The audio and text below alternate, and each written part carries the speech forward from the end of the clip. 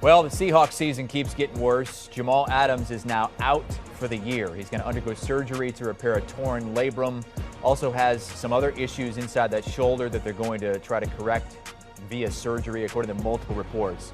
It's that same shoulder that he suffered an injury on last season, and he had off-season surgery to repair that. But again, he's out for the season.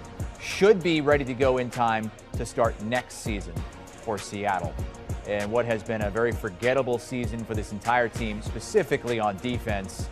They are one of the worst defenses in the league. They're second to last in yards allowed. They are dead last in passing yards allowed and in first downs allowed. This is far from the Legion of Boom from last decade. Let's bring in Charles Davis from the NFL on CBS. Charles, a terrible, horrible, no good, very bad season continues for the Seahawks. It's time to regroup, isn't it? Yeah, they should make a movie with that title, because I love how that flows together like that. But you're right, it's been forgettable in so many ways because things that you figure you can count on in Seattle, those are the things that aren't happening. You just mentioned it a minute ago. This is far cry from the Legion of Boom on defense. On offense, they don't run the football with any authority, which is one of Pete Carroll's tenets, because he feels like it completes a circle of toughness when you run it well and you stop the run. They're not doing either one of those. Jamal Adams' injury, the latest in all of that, but he's not, he's not great in pass coverage to begin with. What you count on him for is run defense and delivering that big shot that can intimidate other teams and make them think when they move the ball downfield. And last but not least, Chris, I feel really old. I played against Jamal Adams' father in college before he became a first-round pick for the New York Giants, George Adams. Oh, man. Well, you're not old, Charles. You're not. You still look about the same age as you did back then.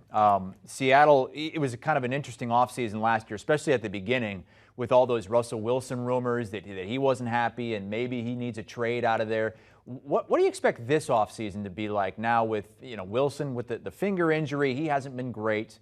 And the team's going to have likely a losing record for the first time in the Russell Wilson tenure.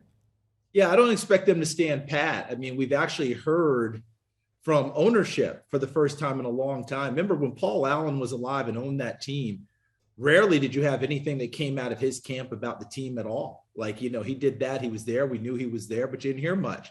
His sister now is running the team since he passed.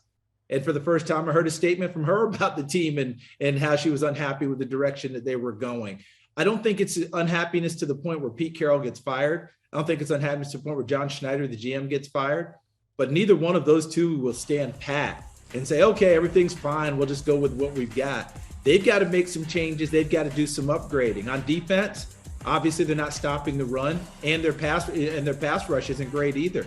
Like, they need help on the corners. I think they need some help in pass coverage downfield. They obviously need to run the football better. I think the only person who's really safe on the offensive line is probably a young guard, Damian Lewis. Everyone else is probably up for a possible look, and there will be competition. And Dwayne Brown, who you would think would be a figurehead and a fixture, who is in a lot of ways, he's up there in years, Chris. So there will be competition for him as well, at least starting to get someone looked at as a backup at left tackle. Obviously, running the football, they've got to get that done. And of course, the biggest question of all, is Russell Wilson going to be there after what we went through in last offseason? So I don't expect those two to stand pat at all. I think they'll make some moves both in free agency, and of course, they'll look to the draft to see what they can get done. Haven't finished in last place in the division since 1996. Of course, that was back when they were in the AFC West.